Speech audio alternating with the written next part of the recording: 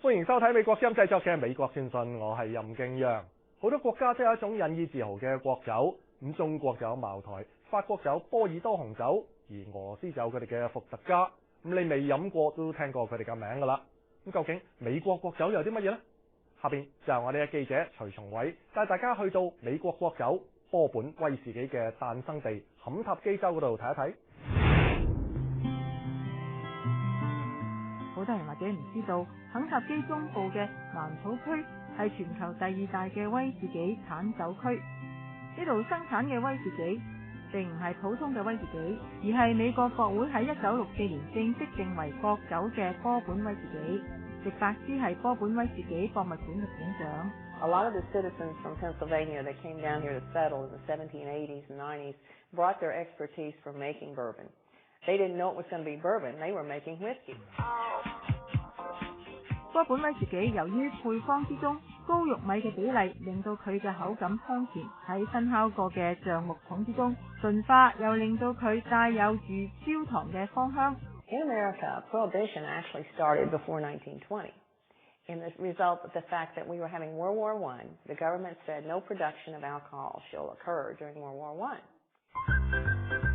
反對飲酒嘅民間同宗教團體把握咗呢個機會，極力游說美國國會通過永久禁酒法。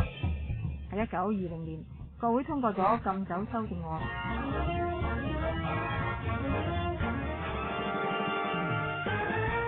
Then everything shut down, the production, the movement, the sale, and this community and this area around us was in a depression 10 years before we had a depression.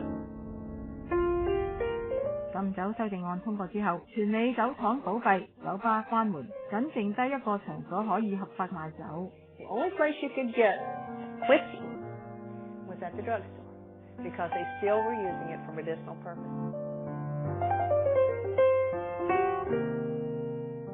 禁酒法案嚴禁大量生產同販賣酒類，違者輕就罰款，重就坐監。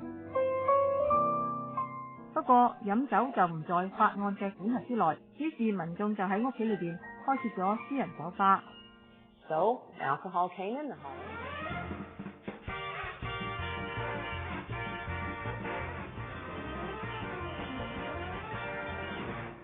From drinking, it made it more attractive because they put it out of reach. 美國國會喺1933年廢止咗禁酒法，但係13年嘅禁酒政策已經對肯塔基嘅製酒業帶嚟咗嚴重嘅打擊。到咗1970年代，波本酒業又面臨咗一次嘅考驗。Well, bourbon is called red goods because it has that amber brown color. And white goods, vodka and gin and the clear alcoholic beverages, kind of took over in the 1970s. 點解會被取代呢？嗰個係因為波本漫長嘅陳酒過程，使到佢失去咗市場嘅競爭力。但係就喺波本即將成為歷史名詞嘅時候，一項聰明嘅行銷策略拯救咗佢。In the late 80s, there was the idea of having the distiller choose the best in the warehouse. And the quality or the reputation of bourbon went up. And where it wasn't just something that you bought the cheapest brand and you drank it till you got the buzz. And you not only liked the effect of it, but you liked the taste. 當地政府亦都為復甦波本酒業不遺餘力，喺1999年推出波本酒廠之旅嘅行程，俾遊客同酒迷有機會去一睹波本酒嘅製造過程。我哋首先嚟到嘅係 Maker's Mark 製造者的標記。呢間酒廠係第一間採用限量生產策略嘅酒廠。So today, the bourbon explosion, if you will, is tied to the heritage, it's tied to the craft, and more importantly, it's tied to the taste. 成立於1953年，呢間隱藏喺深山之內嘅小酒廠，有住優雅嘅環境。呢度一次釀酒唔超過19個木桶，大約係4800樽左右。樽口嘅手工立封，更係成為佢哋嘅獨家標誌。40英里之外嘅五佛精釀酒廠，呢度生產嘅每一樽酒都有佢嘅獨立編號。克里斯係呢度嘅首席釀酒師。The only whiskey company that makes its own barrels.